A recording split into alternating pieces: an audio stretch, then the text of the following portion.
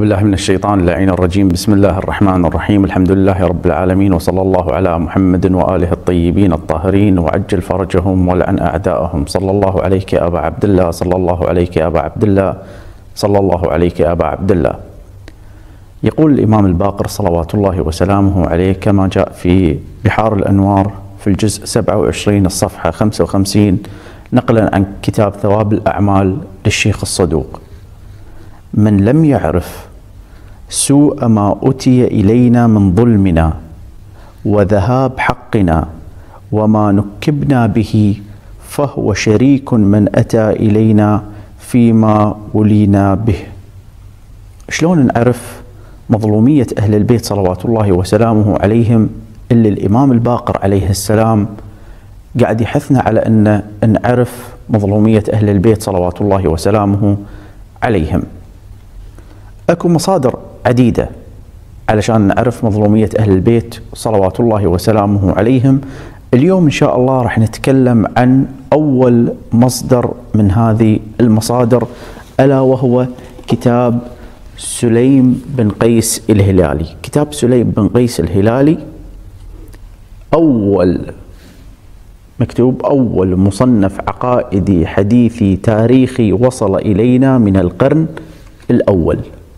إذن هذا الكتاب من اللي كتبه؟ سليم بن قيس الهلالي، وهو تابعي من أصحاب أمير المؤمنين والحسن والحسين والإمام زين العابدين والإمام الباقر صلوات الله وسلامه عليهم. هذه النسخة تحقيق محمد باقر الأنصاري الزنجاني الخوئيني. شو يقولون أهل البيت عليهم السلام حول هذا الكتاب المظلوم اللي قد احنا بعد ساهمنا في ظلم هذا الكتاب، بحيث ان احنا ما قريناه؟ لمن الشيعي يكون مو قاري هذا الكتاب اللي هو يعني يعتبر الابتدائية في معرفة ما وصلنا من أخبار أهل البيت حول مظلوميتهم، روحي لهم الفداء. اللي يبي يعرف القصة، اللي يبي يعرف البداية، عليه بكتاب سليم بن قيس الهلالي. هذا المحاضرة إن شاء الله تكون دعوة لكم أن اللي ما قرأ هذا الكتاب يقرأ. خلينا نشوف أهل البيت عليهم السلام إيش قالوا نبذة عن هذا الكتاب. قال سليم لأمير المؤمنين عليه السلام: ادعو الله أن يجعلني لك وليا في الدنيا والآخرة. فقال عليه السلام: اللهم اجعله منهم. وقال الإمام زين العابدين صلوات الله وسلامه عليه بعدما قرئ عليه كتاب سليم في 3 أيام، 3 أيام قاعد يقرون على الإمام شنو قال أو شنو كتب سليم بن قيس الهلالي. 3 أيام يقرون على الإمام ما ذكره سليم بن قيس الهلالي. فايش قال الإمام؟ صدق سليم رحمه الله، هذا حديثنا كله نعرفه. وقال أمير المؤمنين صلوات الله وسلامه عليه لسليم: إن هذا الأمر الذي عرفكم الله ومن به عليكم أشد خبرية من الذهب والفضة، وأقل الأمة الذين يعرفونه. ولقد ماتت أم أيمن وإنها لمن أهل الجنة، وما كانت تعرف ما عرفك الله، فاحمد الله وخذ ما أعطاك الله وخصك به بشكر. شوف شلون يعني أهمية هذا الكتاب وأهمية حديث أهل البيت صلوات الله وسلامه عليهم، اللي تعتبر نعمة من النعم اللي احنا هاملينها مع الأسف الشديد.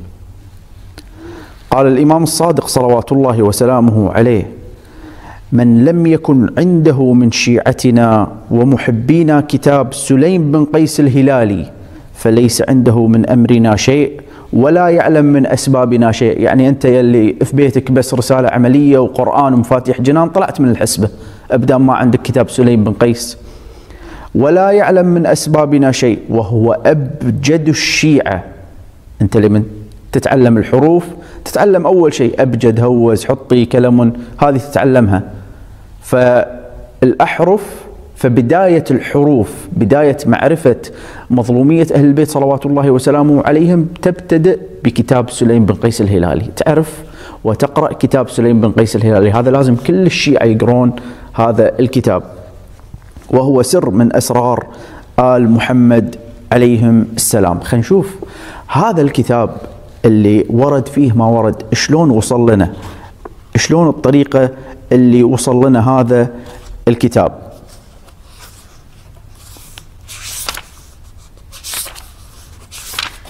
نروح حق الصفحة 125 اللي هو متن الكتاب. قال عمر بن أذينة: دعاني أبان بن أبي عياش. إذن عمر بن أذينة يقول أبان بن أبي عياش ناداني قبل موته بنحو شهر، قبل شهر ناداه، فقال لي: رأيت البارحة رؤيا حلم أني خليق أن أموت سريعا، أنا راح أموت. إني رأيتك الغدا ففرحت بك. إني رأيت سليم الليلة، سليم بن قيس الهلالي، فقال لي، شوف سليم طلع له في المنام، وش قال حق أبان في المنام؟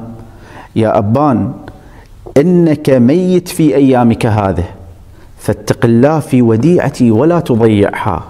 يا شيعة لا تضيعون هالكتاب، لا تضيعون هذا الكتاب، اهتموا فيه وقروه، وخلوه بأجهزتكم، ونزلوه بتليفوناتكم وعلى أجهزة الحاسب، واشتروه، موجود في كل مكان، بالكويت، بإيران، بالعراق، بسوريا، بلبنان، موجود بكل مكان. حرصوا على أنه يكون موجود بين يدينكم، حرصوا على أن تدرسون عيالكم. شوفوا سليم، راح تشوفون القصة الحين، أبيكم تعيشون معي القصة وتشوفون شلون وصل لنا هذا الكتاب، علشان نعرف نقدر هذا الشيء.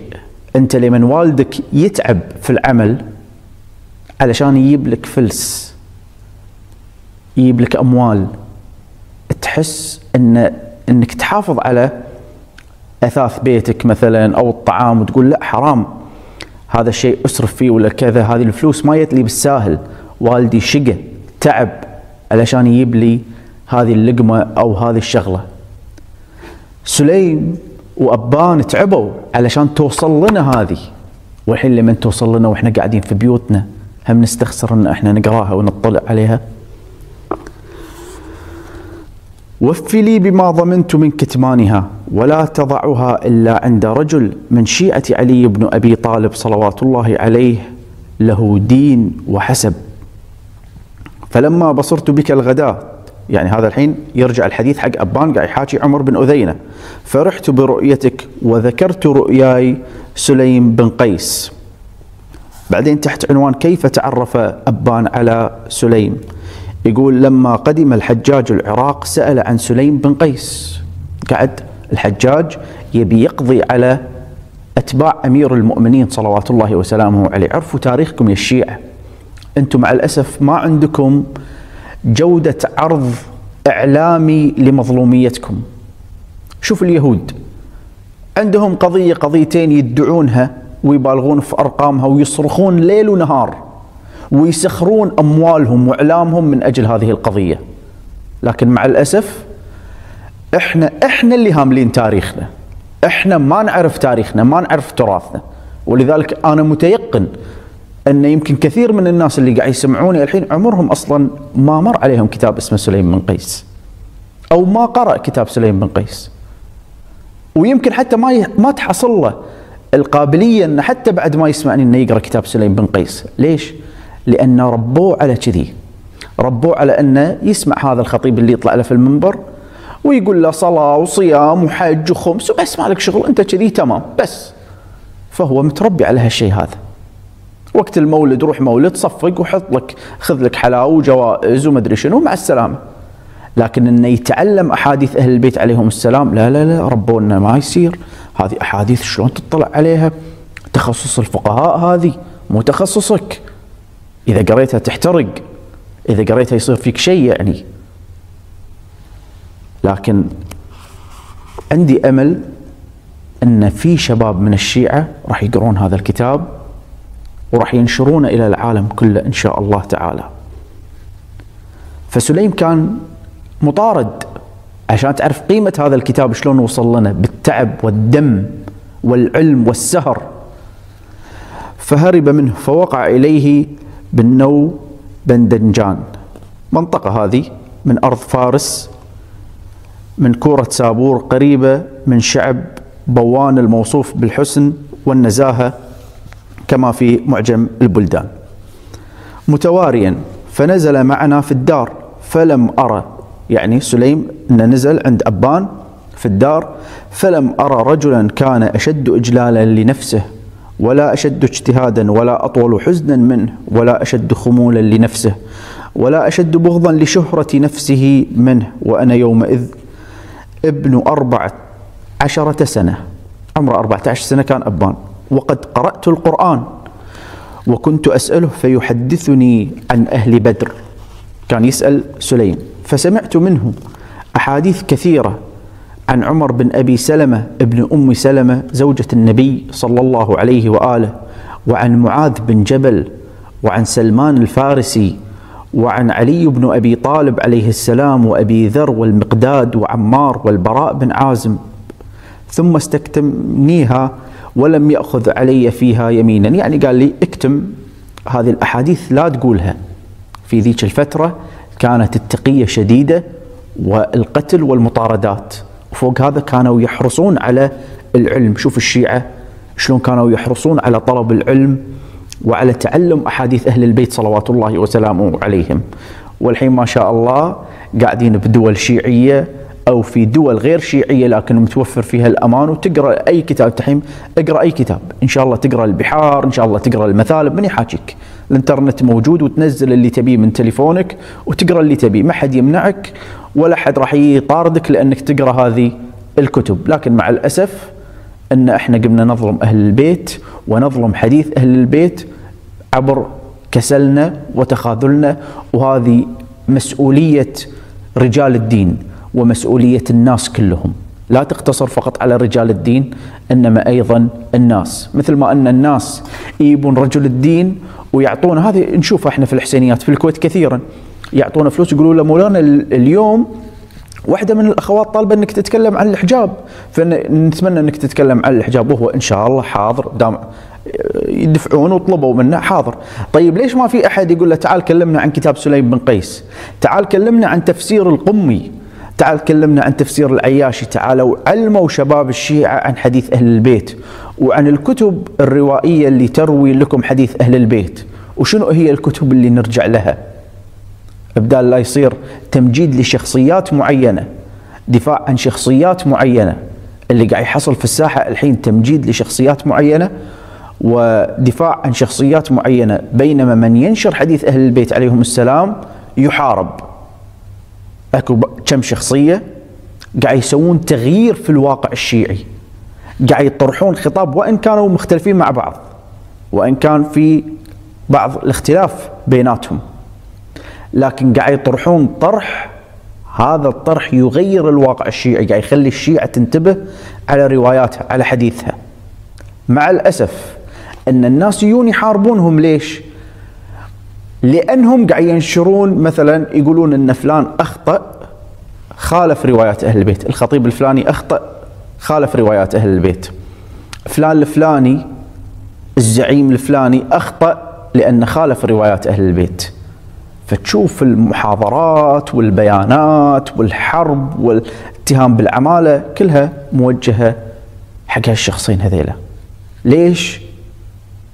لأنهم قاعد ينشرون حديث أهل البيت صلوات الله وسلامه عليهم. الناس فيها شياطين من داخل، هذه الشياطين تكره حديث أهل البيت عليهم السلام. تبي مثال حقيقي واقعي على بغض الناس لحديث أهل البيت عليهم السلام؟ تعال شوف أنت كذي، لو تسويها على سبيل التجربة الكاذبة، تشوف واحد كاتب حكمة وكاتب تحتها غاندي أو هتلر، تشوف الناس تاخذها وتصدق، يعني مسلمات، بس هتلر قالها، غاندي قالها.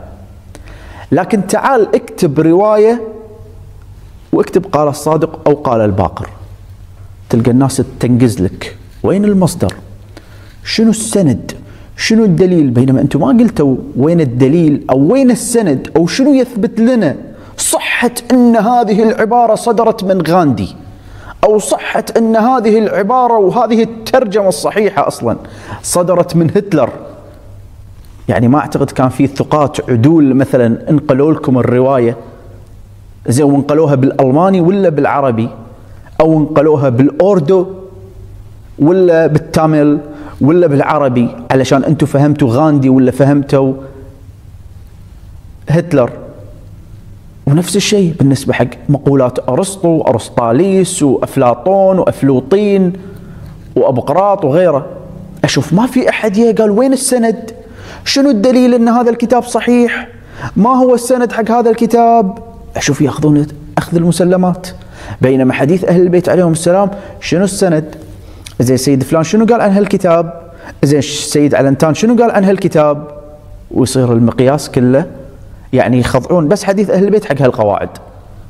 بينما الأمور الثانية لا، يأخذونها أخذ المسلمات ويعيشون معها وينشرونها، وتلقاهم الناس حاطينها في الانستغرام وفي الواتساب ويرسلونها ومستانسين وسعيدين.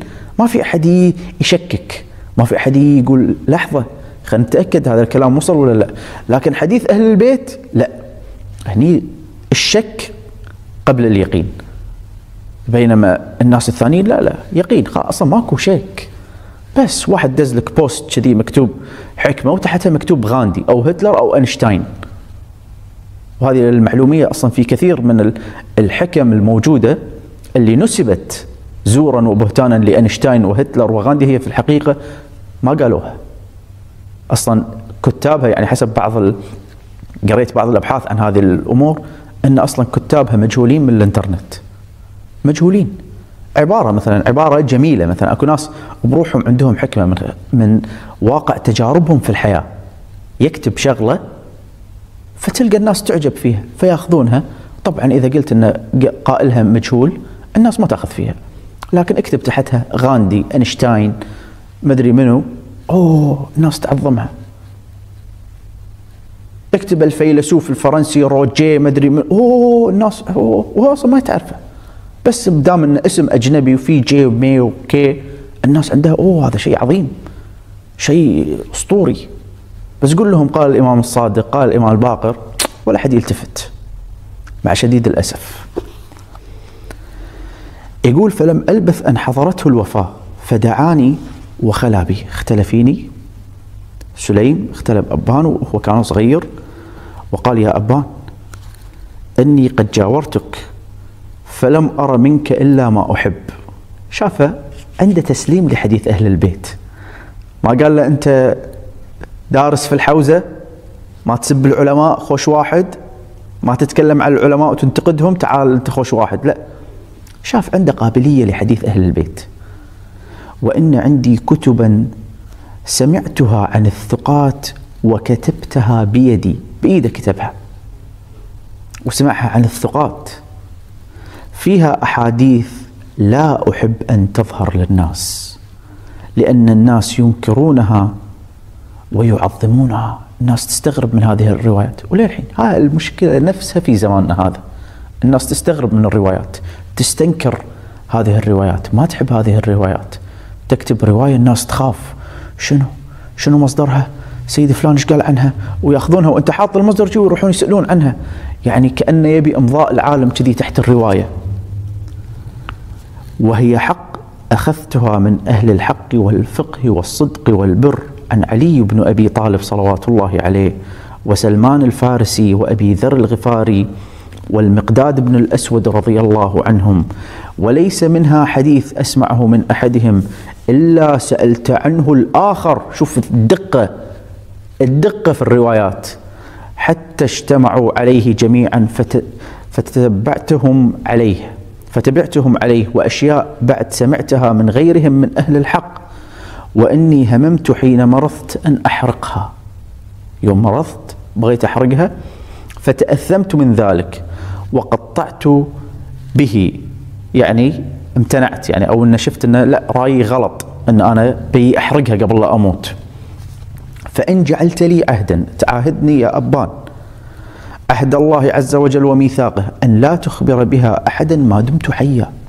هذه كانت خطرة، هذا الكتاب كان خطر على حياة كاتبه، خطر على حياة كاتبه. وفعلا في بعض الكتب تكون دقيقة وتكون لها أثر في التاريخ. ولا تحدث بشيء منها بعد موتي إلا من تثق به كثقتك بنفسك. لهالدرجة يقول لحتى لمن أموت لأني أخاف عليك لا تحدث فيها أحد إلا ثقة، ومو أي ثقة، تثق فيه كنفسك. هذا الحين وين تحصل؟ يمكن حتى أصدق صديق لك ما تثق فيه كثقتك بنفسك. وأن حدث بك حدث أن تدفعها إلى من تثق به من شيعة علي بن أبي طالب صلوات الله عليه ممن له دين وحسب. حرص على وصول الروايات. لازم احنا أيضا نحرص على نشر حديث أهل البيت صلوات الله وسلامه عليهم، مثل ما سلفنا الصالح سليم بن قيس حرص على أنه يوصل لنا هذه المعلومات. خلونا احنا بعد نحرص على نشر حديث أهل البيت صلوات الله وسلامه عليهم بمختلف الطرق، وخصوصا الطرق المتوفرة بين أيدينا الحين اللي هي وسائل التواصل الاجتماعي. يقول فضمنت ذلك له فدفعها إلي وقرأها كلها علي. قراها بعد هذه الكتب قراها. فلم يلبث سليم أن هلك رحمه الله. فنظرت فيها بعده فقطعت بها، يعني لقيتها يعني جزمت بما فيها أن هذه صحيحة، واستصعبتها لقيتها صعبة على الناس، فعلا صعبة. في أمور ما تنقال، في أمور ترى للحين في العقيدة ما تنقال، يعني الناس ما تتحملها. أنت الحين حتى المنبر لا تتوقع أن اللي يصعد على المنبر قاعد يقول لك كل شيء، لا، ثق تماما أن في كثير من الأمور ما يقولونها لك لأن الناس تستعظمها، لأن فيها هلاك جميع أمة محمد صلى الله عليه وآله من المهاجرين والأنصار والتابعين غير علي بن أبي طالب وأهل بيته صلوات الله عليهم وشيعته. وهذا حلو تطرحه بين الناس يقولوا لك أنت تكفيري. وهذا المشكلة كلها هي في التبري. الناس ما عندها تبري. تشوف في دول كاملة، دول شيعية، إذا تبي تشتري كتاب بالمثالب كأنك شاري مخدرات. تلقى راعي المكتبة يواعدك ومن تحت لتحت ياخذ الفلوس علشان يعطيك كتاب وبكيس وبغلاف غير وباسم غير إن هذا كتاب مثالب. وتيجي تقول حق الناس تنشر لهم روايات، تقول له هذه روايات أهل البيت عليهم السلام، أهل البيت ذموا فلان أنا شكو. يقول لك لا، أنت قاعد تسيء حق رموز الآخرين.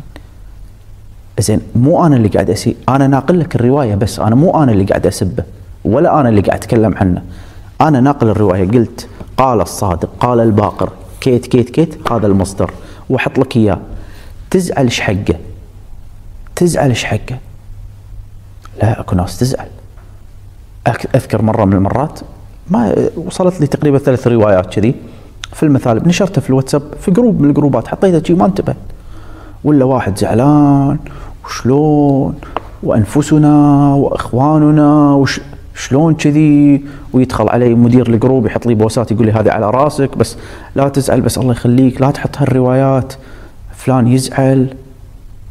لا، آسف، أنا غلطان الظاهر أن نشرت حديث أهل البيت عليهم السلام.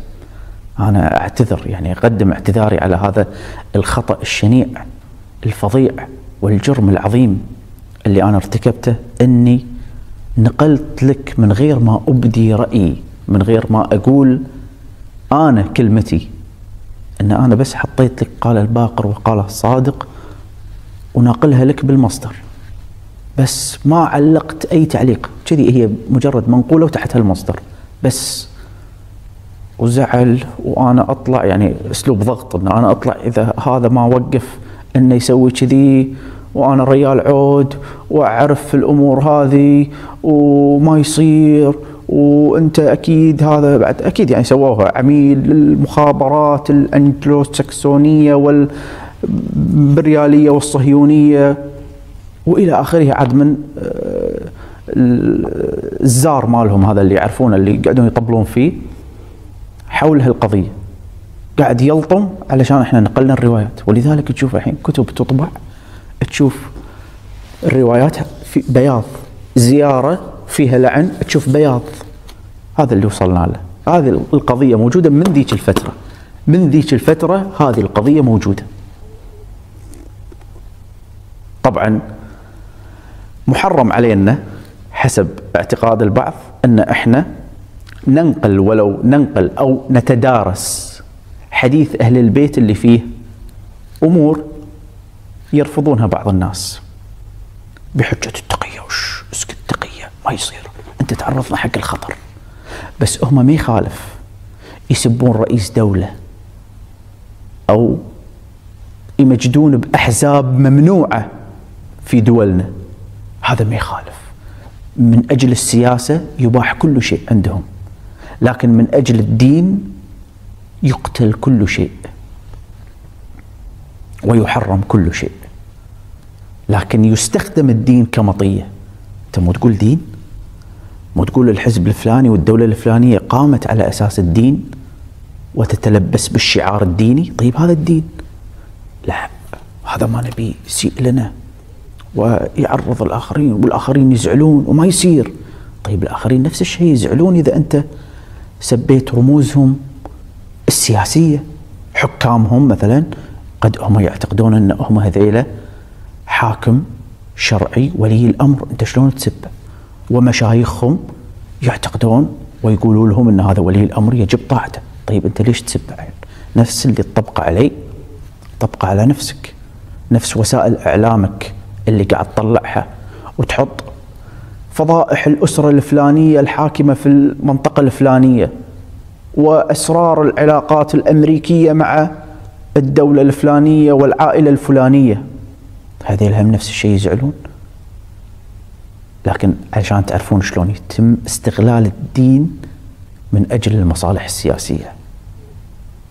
وهذه مسألة التقية ومسألة الكتمان العوبة يلعبون فيها.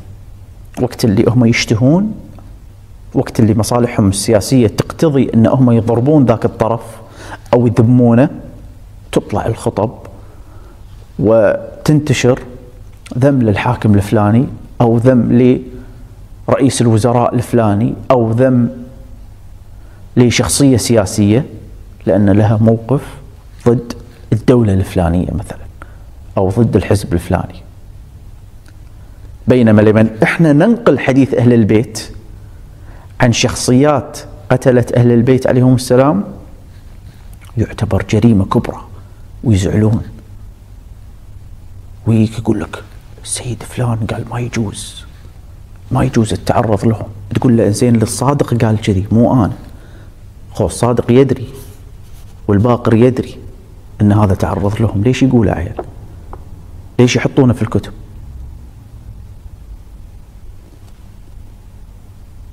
تبت يدا أبي لهب. أبو لهب كان رمز عندهم، شخصية يعني مهمة عندهم. أيضا القرآن ذكر وذمه.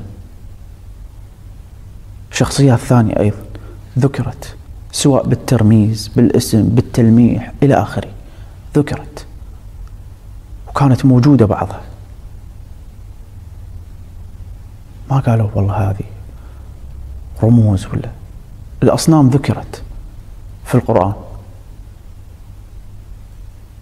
ما قال هذه رموز القوم. الناس شلون قاعد تفكر هالأيام ما أدري، شلون قاعد يصير العقل الشيعي ما أدري. هذه مشكلة الصنمية. طيح الصنمية، طيح الأصنام اللي تعبد.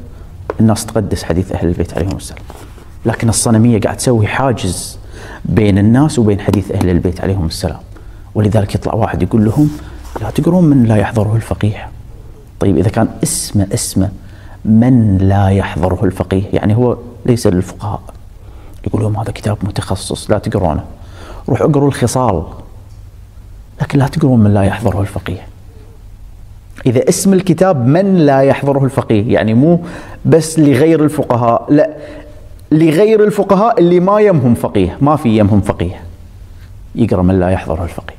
لكن إذا كتاب مثل من لا يحضره الفقيه وهو كتاب فقهي يعني يغلب عليه الطابع الفقهي يحرمون قراءته، فما بالك بالعقيدة وما جرى على أهل البيت صلوات الله وسلامه عليهم. يقول فكان أول من لقيت بعد قدومي البصرة الحسن بن أبي الحسن البصري، وهو يومئذ متواري من الحجاج، كلهم من خشين من الحجاج. والحسن يومئذ من شيعة علي بن أبي طالب صلوات الله عليه ومن مفرطيهم. يعني كان ذيك الفترة شيعي كما يقول المحقق أن الحسن البصري من المذبذبين المنافقين، وأن أبان يشير إلى نفاقه بقوله يومئذ، أي كان في تلك الأيام يظهر الإفراط في التشيع. بعدين يقول راجع عن أحوال الحسن البصري بحار الأنوار في الجزء الثاني صفحة 64 وجزء 42 صفحة 141. وأذكر أنا كتبت مقالة يمكن قبل سنوات حول الحسن البصري أو موقف أهل البيت عليهم السلام من الحسن البصري، كان موجود في المدونة. نادم متلهف على ما فاته من نصرة علي عليه السلام والقتال معه يوم الجمل، فخلوت به في شرقي دار أبي خليفة الحجاج بن أبي عتاب الديلمي، فعرضتها عليه، وريت الكتب هذه، فبكى ثم قال: ما في أحاديثه شيء إلا حق، وقد سمعته من الثقات من شيعة علي بن أبي طالب صلوات الله عليه وغيرهم. قال أبان: فحججت من عامي ذلك فدخلت على علي بن حسين. لاحظ أنه قاعد تعرض الكتب على أكثر من شخص.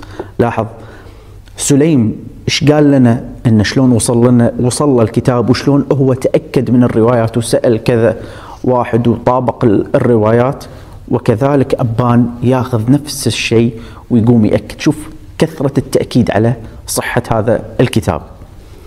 فدخلت على علي بن الحسين عليه السلام وعنده أبو الطفيل عامر بن واثلة صاحب رسول الله صلى الله عليه وآله، وكان من خيار أصحاب علي عليه السلام. ولقيت عنده عمر بن أبي سلمة ابن أم سلمة زوجة النبي صلى الله عليه وآله، فعرضته عليه وعلى أبي الطفيل وعلى علي بن الحسين عليه السلام ذلك أجمع 3 أيام، كل يوم إلى الليل، ويغدو عليه عمر وعامر، فقرأه عليه 3 أيام. فقال عليه السلام لي: صدق سليم رحمه الله، هذا حديثنا كله نعرفه. وقال أبو الطفيل وعمر بن أبي سلمة: ما فيه حديث، ما في هذا الكتاب حديث إلا وقد سمعناه من علي صلوات الله عليه، ومن سلمان، ومن أبي ذر، ومن المقداد. فقلت لأبي الحسن علي بن الحسين عليه السلام: جعلت فداك، إنه ليضيق صدري ببعض ما فيه، لأن فيه هلاك أمة محمد صلى الله عليه وآله رأسا من المهاجرين والأنصار والتابعين، غيركم أهل البيت وشيعتكم. فقال عليه السلام: يا أخا عبد القيس، أما بلغك أن رسول الله صلى الله عليه وآله قال: إن مثل أهل بيتي في أمتي كمثل سفينة نوح في قومه، من ركبها نجا ومن تخلف عنها غرق، وكمثل باب حطة في بني إسرائيل. واللي كان يتابع قناتنا اللي موجودة على اليوتيوب، موجود محاضرة بعنوان باب حطة. فقلت: نعم. قال: من حدثك؟ فقلت: قد سمعته من أكثر من 100 من الفقهاء. فقال: ممن؟ فقلت: سمعته من حنش بن المعتمر، وذكر أنه سمعه من أبي ذر وهو آخذ بحلقة باب الكعبة ينادي به نداء ويرويه عن رسول الله صلى الله عليه وآله. فقال: وممن؟ فقلت: ومن الحسن بن أبي الحسن البصري أنه سمعه من أبي ذر، ومن المقداد بن الأسود الكندي، ومن علي بن أبي طالب صلوات الله عليه. فقال: وممن؟ فقلت: ومن سعيد بن المسيب، وعلقمة بن قيس، ومن أبي ظبيان الجنبي، ومن عبد الرحمن بن أبي ليلى، كل هؤلاء حاجين أخبروا أنهم سمعوا من أبي ذر. وقال أبو الطفيل وعمر بن أبي سلمة: ونحن والله سمعنا من أبي ذر، وسمعناه من علي بن أبي طالب والمقداد وسلمان. ثم أقبل عمر بن أبي سلمة فقال: والله لقد سمعته ممن هو خير من هؤلاء كلهم، سمعته من رسول الله صلى الله عليه وآله، سمعته أذناي ووعاه قلبي. فأقبل علي علي بن الحسين عليه السلام فقال: أوليس هذا الحديث وحده ينتظم جميع ما أفضعك وعظم في صدرك من تلك الأحاديث؟ اتق الله يا أخا عبد القيس، فإن وضح لك أمر فاقبله، وإلا فاسكت تسلم ورد علمه إلى الله. هذه القاعدة وصلت لك روايات أهل البيت عليهم السلام، اسكت وسلم لها، لا تشك، فالشك في حديثهم كفر، والراد عليهم في أسفل درك من الجحيم. تسلم لأهل البيت عليهم السلام، فإنك في أوسع مما بين السماء والأرض. قال أبان: فعند ذلك سألته عما يسعني جهله وعما لا يسعني جهله، فأجابني بما أجابني. قال أبان: ثم لقيت أبا الطفيل بعد ذلك في منزله، فحدثني في الرجعة عن أناس من أهل بدر. الرجعة موضوع مهم جدا، طرحنا موضوع الرجعة في فيديو من الفيديوهات بعنوان الرجعة، محاضرات في الرجعة، تقريبا هي 3 محاضرات مدمجة. إذا تدخلون قناتنا وتنبشون في المحاضرات راح تلقون موضوع كامل بعنوان الرجعة. عن أناس من أهل بدر، وعن سلمان وأبي ذر والمقداد وأبي بن كعب. وقال أبو الطفيل: فعرضت ذلك الذي سمعته منهم على علي بن أبي طالب عليه السلام بالكوفة، فقال لي: هذا علم خاص يسع الأمة جهله ورد علمه إلى الله تعالى. ثم صدقني بكل ما حدثوني فيها، وقرأ علي بذلك قرآنا كثيرا، وفسره تفسيرا شافيا، حتى صرت ما أنا بيوم القيامة بأشد يقينا مني بالرجعة. وكان مما قلت: يا أمير المؤمنين، أخبرني عن حوض رسول الله صلى الله عليه وآله، أفي الدنيا هو أم في الآخرة؟ فقال: بل في الدنيا. قلت: فمن الذائد عنه؟ قال: أنا بيدي هذه، فليردنه أوليائي وليصرفن عنه أعدائي.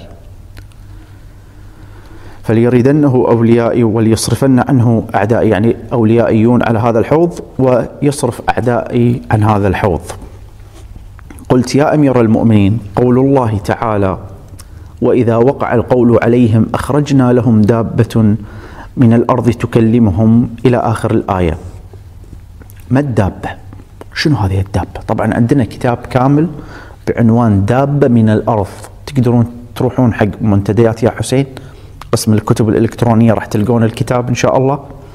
وأيضا موجود في المدونة، مدونة تنوير الكويت، مدونتنا، وصفحتنا الخاصة اللي موجودة في الفيسبوك أحمد مصطفى يعقوب، وصفحة هيئة شباب الكليني أيضا موجود هذا الكتاب. رابط هذا الكتاب تقدرون تنزلونه وتقرونه، وكله من حديث أهل البيت صلوات الله وسلامه عليهم.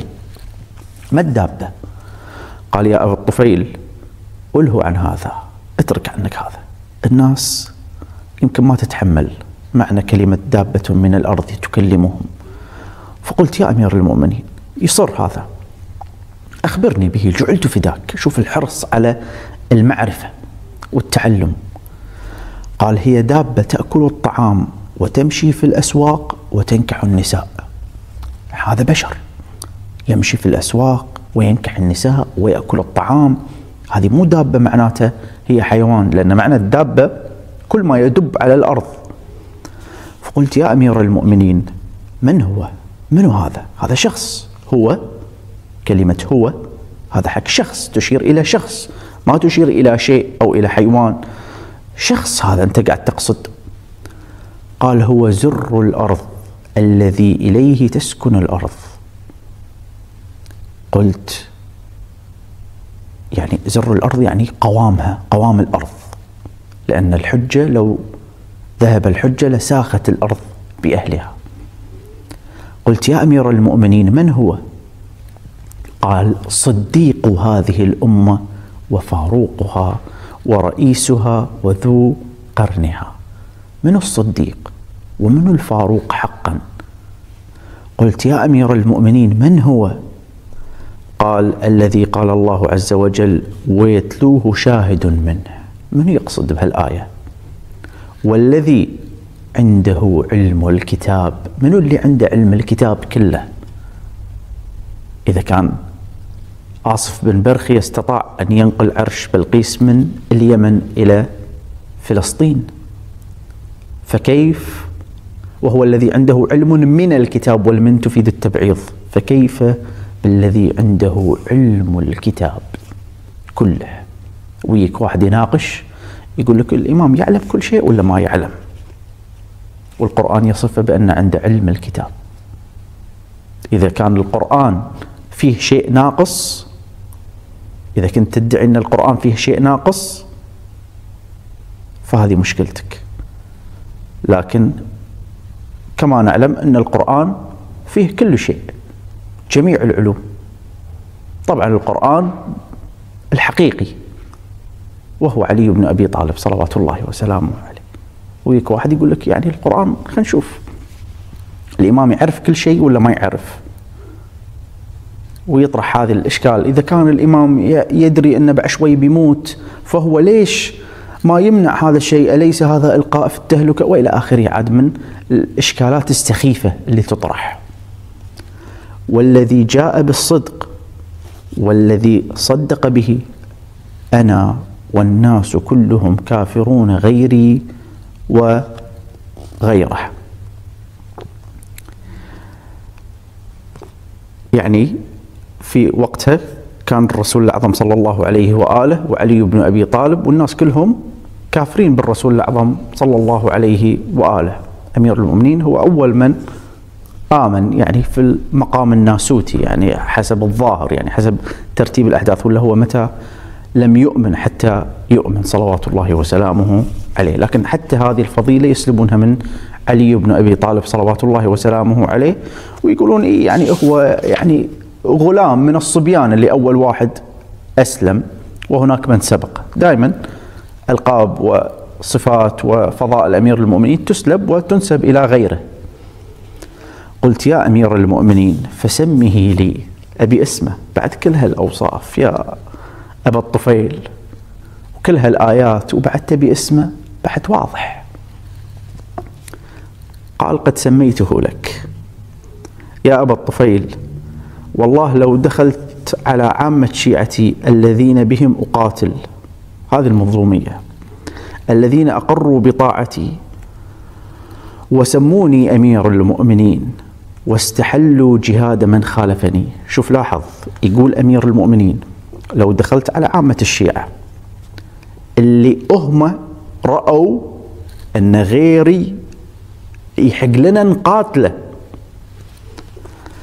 فحدثتهم، وهم سموني أمير المؤمنين، يقولوا حدثتهم، وهذا الاختبار كله في التسليم لرواية أهل البيت، فحدثتهم شهرا ببعض ما أعلم من الحق في الكتاب الذي نزل به جبرائيل على محمد صلى الله عليه وآله، بعض مو كله، وببعض ما سمعت من رسول الله صلى الله عليه وآله لتفرقوا عني حتى أبقى في عصابة حق قليلة، أنت وأشباهك من شيعتي.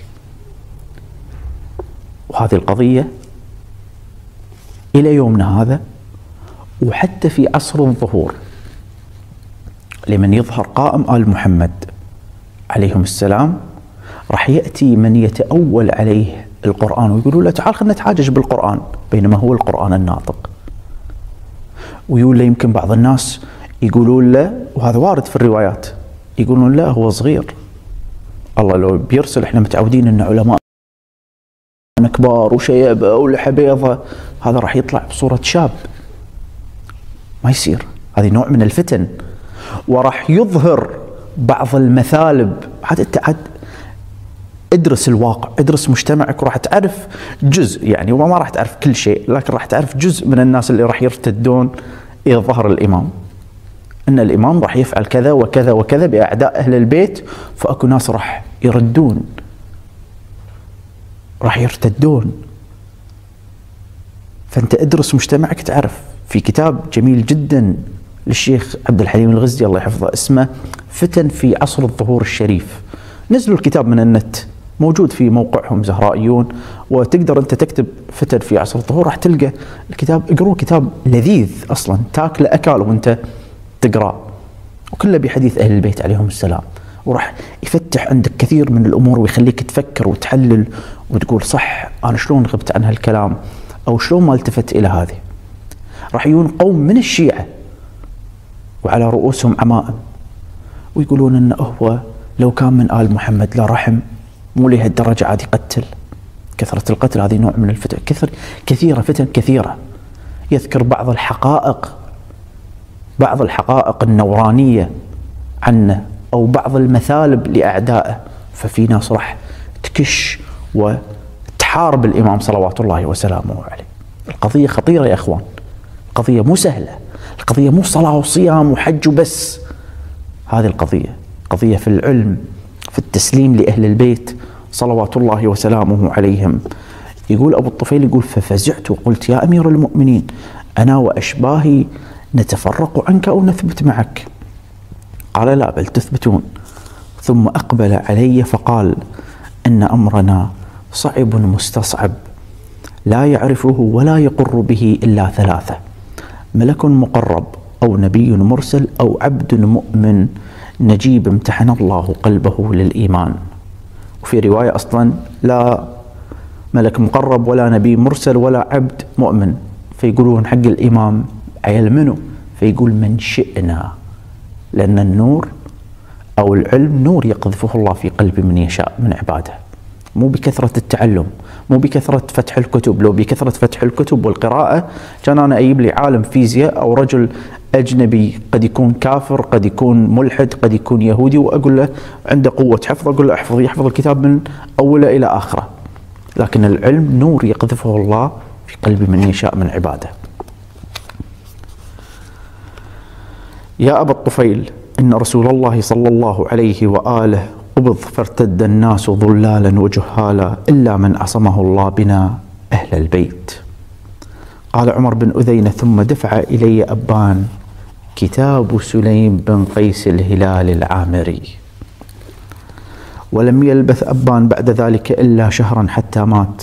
فهذه نسخة كتاب سليم بن قيس العامري الهلالي دفعه إلي أبان بن أبي عياش وقرأه علي، وذكر أبان أنه قرأه على علي بن الحسين عليه السلام فقال صدق سليم هذا حديثنا نعرفه. ثم يبدأ الكتاب اللي أتمنى إنكم أنتم تقرونه وتعلمون الناس وتعرضون مظلومية أهل البيت صلوات الله وسلامه عليهم على البشر، وتقدرون هذه المسيرة وهذه الدماء والتضحيات والمطاردات والخوف والتقية اللي مارسوها أصحاب الأئمة علشان توصل لكم هذه الروايات، بأنكم تقرونها وبأنكم تعرفون الناس مظلومية أهل البيت. لكن شلون تعرفون مظلومية أهل البيت وأنتم في الأساس ما تعرفونها؟ طبعا أنا أتمنى أنكم تركزون خصوصا على الأحداث. رواية أهل البيت توصينا بالاهتمام بالأحداث، يعني شباب أهل الخلاف أو شباب الأديان الأخرى. في رواية مثلا عندنا في شرح أصول الكافي للمازندراني في الجزء 12 صفحة 8 رواية رقم 66 عن إسماعيل ابن عبد الخالق قال سمعت أبا عبد الله عليه السلام يقول لأبي جعفر الأحول وأنا أسمع أتيت البصرة؟ رحت البصرة؟ فقال نعم.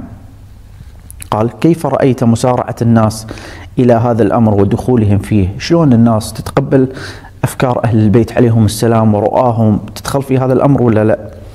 قال والله إنهم لقليل ولقد فعلوا وأن ذلك لقليل. فقال عليك بالأحداث، ركز على الشباب فإنهم أسرع إلى كل خير. ثم قال ما يقول أهل البصرة في هذه الآية قل لا أسألكم عليه أجرا إلا المودة في القربى قل جعلت فداك. إنهم يقولون إنها لأقارب رسول الله صلى الله عليه وآله. فقال كذبوا، إنما نزلت فينا خاصة في أهل البيت في علي وفاطمة والحسن والحسين وأصحاب الكساء عليهم السلام. إذن إحنا لازم ننشر هذا الكتاب، لكن في البداية احنا نقرأ هذا الكتاب، ندرسه، نعلم عيالنا، نحث أصدقائنا وإخواننا وزملائنا وفي كل مكان أن نقرأ هذا الكتاب وندرسه.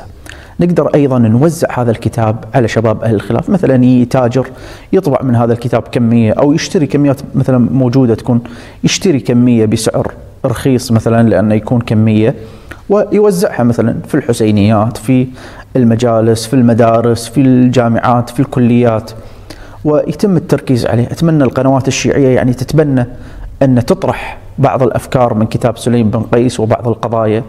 أتمنى المنابر أيضا تطرح هذا الأمر، الجامعات في الدول الشيعية تتدارس هذا الأمر. عندنا وسائل التواصل الاجتماعي، يعني الحين أي واحد فينا يقدر ينزل رابط الكتاب ويبعثه حق الناس كلها عن طريق الواتساب، عن طريق الإيميل، عن طريق تويتر، عن طريق الفيسبوك، عن طريق الانستغرام، عن طريق كل الطرق تقدرون أنتم تستخدمونها في نشر هذا الحديث، لأن هذا الحديث هو اللي يعرفنا ماذا جرى على أهل البيت صلوات الله وسلامه عليهم، وهو اللي فيه نجاتنا. والإمام الصادق هو اللي ضمن لنا هذا الأمر أن فيه نجاتنا. أقرأ لكم بالختام هذه الرواية من الكافي في الجزء الثاني صفحة 186. يقول الصادق عليه السلام: تزاوروا فإن في زيارتكم إحياء لقلوبكم وذكرا لأحاديثنا، وأحاديثنا تعطف بعضكم على بعض، فإن أخذتم بها، قاعدة الإمام قاعد يقول لك، إن أخذتم بها، أخذتم بالأحاديث، رشدتم ونجوتم، وإن تركتموها، تركتوا هذه الروايات ولا اهتميتوا ولا انتبهتوا، ضللتم وهلكتم، فخذوا بها وأنا بنجاتكم زعيم. يعني أنا كفيلكم. من بعد يبي كفالة أحسن من كفالة الإمام الصادق صلوات الله وسلامه عليه؟ نسأل الله تعالى أن يكون الموضوع مفيد لكم ومشجع لقراءة كتاب سليم بن قيس الهلالي ونشره وتدريسه وتعريف الناس به. نسألكم الدعاء هذا، وصلى الله على محمد.